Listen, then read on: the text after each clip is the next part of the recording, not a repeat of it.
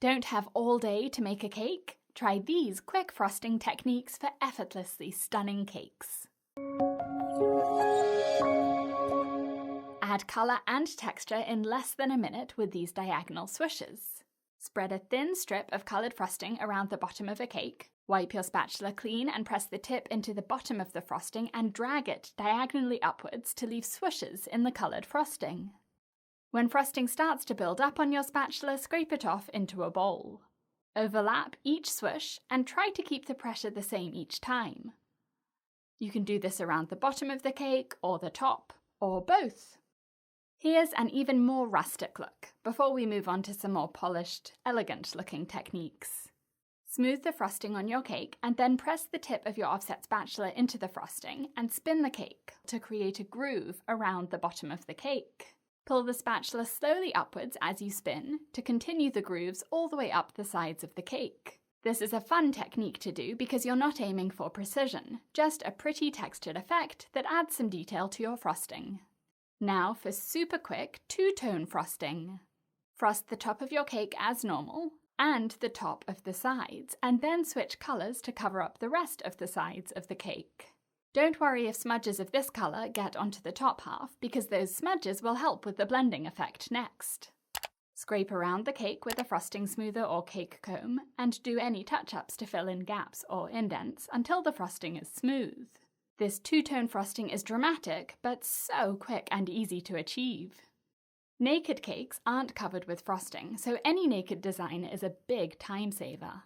Frosting kisses are a quick way to apply the filling and to decorate the top of the cake. And if you want to add sprinkles, you can do that straight after piping while the frosting is still soft, so that the sprinkles stick.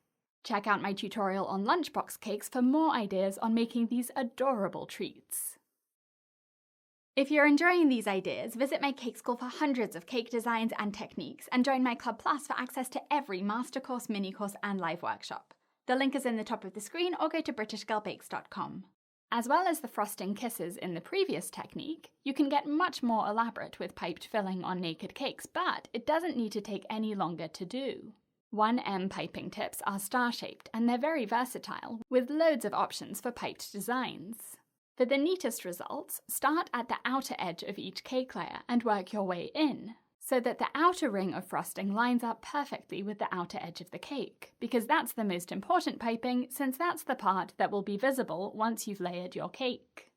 For the top of the cake, I like to start in the middle instead, since the whole top of the cake will be visible. Colourful piped filling looks gorgeous between naked cake layers. Turn a plain frosted cake into an eye-catching centerpiece in seconds with this next technique. Arrange berries or chocolates or place cookies standing up around a cake. Then use a piping bag fitted with a 1M or 2D tip to pipe spiral swirls or these ruffles. Moving the bag from side to side and using your berries as a guide so that each ruffle goes right up to the edge and also up to the same height as those berries. This frosted cake doesn't look so plain anymore. For a very quick loaded cake effect, don't tidy up the top edge of the cake when you frost it. Leave the frosting sticking up around the top, which will form a wall to hold in any toppings you put on the cake. After it sets, you'll need to spread a thin layer of frosting on top to act as glue to attach your toppings so that they stay in place. Fresh berries are perfect in summer, or use chocolates, candies, flowers, so many options. To make a neat sprinkle border around your cake, wrap the cake in parchment paper but leave an inch or two of frosting sticking out at the bottom. Pour sprinkles around the cake onto the cake board, but I definitely recommend putting your cake on a tray or a rimmed baking sheet for this, because it will catch any sprinkles that roll off the board, and lots of sprinkles will do just that. Push the sprinkles into the frosted cake with an offset spatula or a spoon or your fingers. The frosting on the cake needs to have set before you do this, so that the parchment paper doesn't damage it, and that means that the frosting will be very firm. So you'll need to use a bit of pressure to push the sprinkles in to attach them. Peel the parchment off, and voila! Then just lift the tray up and pour the sprinkles back into the jar for super quick cleanup. Thanks for watching! Visit my cake school at britishgirlbakes.com and join my Club Plus for access to every master course, mini course, and live workshop.